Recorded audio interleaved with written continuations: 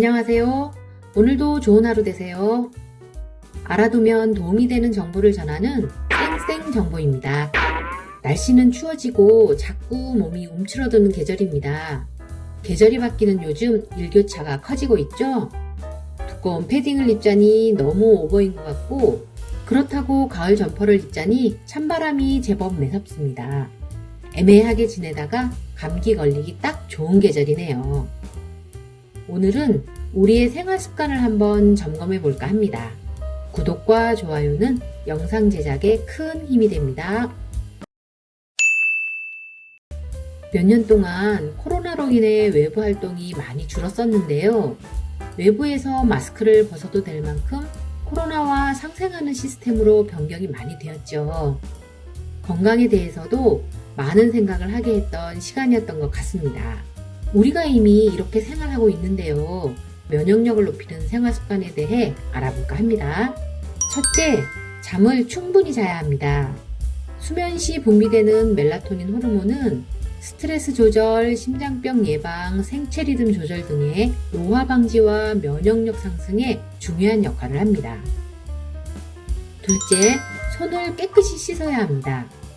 무의식적으로 손으로 얼굴을 만지거나 입에 대는 경우가 많은데 이때 손에 있는 세균이나 바이러스가 몸속으로 들어오게 됩니다.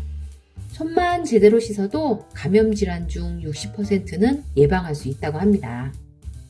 이미 코로나로 인해 마스크 쓰기와 손 씻기가 생활화되어 감기에 걸리는 인구가 많이 줄었다는 통계도 있죠. 셋째, 따뜻한 물을 많이 마셔야 합니다. 물은 몸속 노폐물을 걸러주고 체액의 농도를 조절해 몸의 순환 작용을 도와줍니다.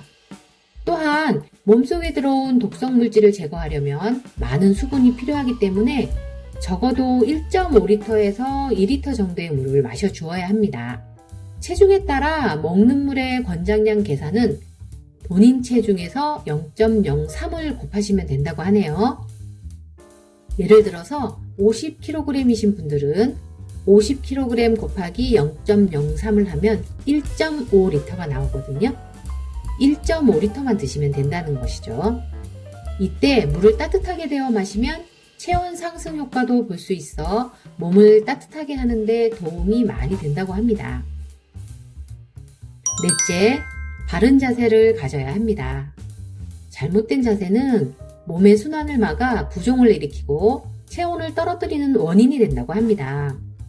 어깨를 바르게 펴고 가슴을 내밀면 배와 척추가 펴지면서 온몸에 근육이 단련되고 등 근육과 복근이 발달해서 체온 유지에 도움을 준다고 하네요. 다섯째, 산책과 같은 가벼운 운동을 합니다. 일을 하시느라 시간이 안 나신다면 점심시간을 이용해 근무지 근처를 잠깐 산책하시면 운동도 되고 굳어있던 몸을 펴니 혈액순환에도 좋습니다. 산책하는 동안 햇볕을 쬐어 비타민 D 합성도 할 수 있고 일석이조겠죠. 여섯 번째, 과로를 하지 않아야 합니다. 아무리 위와 같은 방법을 다 실천한다고 해도 과로를 하게 되면 다 소용이 없게 됩니다. 과중한 업무로 스트레스를 증가시키고 교감신경을 긴장시켜 면역세포가 과잉 형성되고 독성을 지닌 활성산소가 증가해 노화로도 진행된다고 합니다. 이 과정이 반복되면 간의 항산화 기능에 부담을 줘서 스트레스 조절 능력이 떨어지고 간염, 간경화, 지방간 등의 질환이나 암으로 발전할 수도 있다고 하네요. 어떻게 보면 과로보다는 과로로 인한 스트레스를 어떻게 해소하느냐가 중요한 것 같습니다. 나만의 스트레스 해소 방법을 하나씩 가지고 있으면 도움이 많이 될 것 같습니다. 일곱 번째, 배를 따뜻하게 해야 합니다. 배가 따뜻하면 몸 전체가 따뜻해져서 면역력을 높일 수 있다고 하네요. 장 운동을 하면 혈액순환이 활발해지면서 아랫배를 중심으로 몸이 따뜻해진다고 합니다. 과식하지 않고 새끼 골고루 먹고 수분 충분히 보충하고 몸을 따뜻하게 하고 적당히 운동하고 스트레스 받지 않고 손 잘 씻고 잠 잘 자고 등등 일상생활에서 여러분이 대부분 하시는 생활 습관이실 거예요.